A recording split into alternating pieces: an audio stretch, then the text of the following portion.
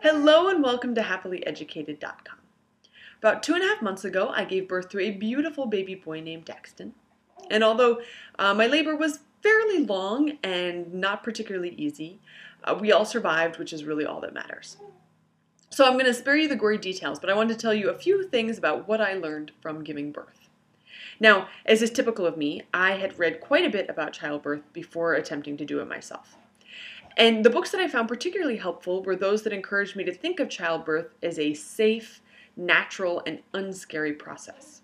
Because, in the course of my lifetime, I have seen many fictional portrayals of childbirth on TV and in movies, which always make it out to be a horribly painful and traumatic experience.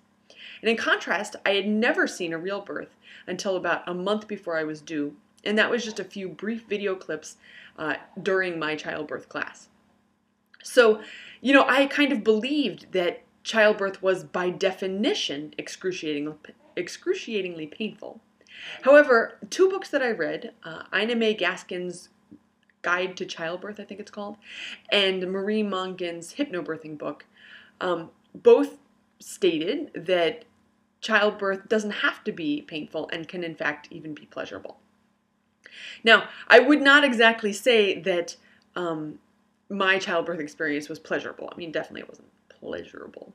But I wouldn't describe it as painful either. It was more, incredibly intense and very hard work and very messy. And I think that thanks to, the stories I'd read about other women's positive experiences, I went into it not feeling scared at all, which I think helped me to have a positive experience overall. So I also had the good fortune to hear Ina May Gaskin give a talk here in Rochester a few months before I was due. And for those of you who aren't familiar with Ina May's work, she is a famous midwife who is largely responsible for repopularizing midwifery in the United States. And I did have a midwife attend my baby's birth. And Ina May is quite a character, and she spoke very frankly about what childbirth is like. She said that childbirth is like taking the biggest, most impossible poop ever. And she also talked about how it's normal for a woman to poop during childbirth, which I had not known. And although I would not say that giving birth is like taking a poop, not really at all, I do think that knowing that it's normal to poop during childbirth made me feel comfortable with the idea that I might poop, which helped me to relax the muscles that needed to relax to let the baby out. And I think it's terrible that it isn't common knowledge that pooping is a possibility during childbirth, because, that makes it sort of a shameful, embarrassing thing when it doesn't really need to be.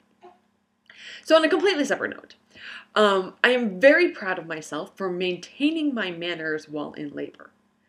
I continued saying please and thank you throughout the entire process, and according to the nurse in the delivery room, I only swore about 5 times, which is not because I am an exceptionally nice or well-mannered person.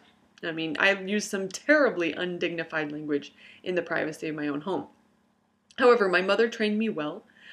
She programmed me to be polite to others, and apparently that programming runs deep enough to remain in effect even during an experience as challenging as giving birth.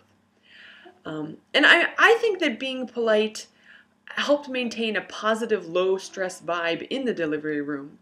So I'm very grateful for those habits and certainly plan to do my best to make sure that Daxton develops similar habits as well. It also helped that every single hospital employee that we met was friendly, kind, supportive, and patient. It was remarkable how nice everyone was, really.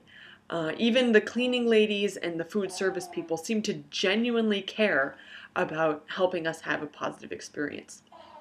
And so the warmth and kindness we received definitely contributed to making me feel, relaxed and safe and comfortable. In contrast, we had a somewhat traumatic experience at the pediatrician's office the day after we were released from the hospital, in part because the nurses were cold and impatient and just kind of nasty. So this demonstrated to me how powerful human kindness and unkindness can really be.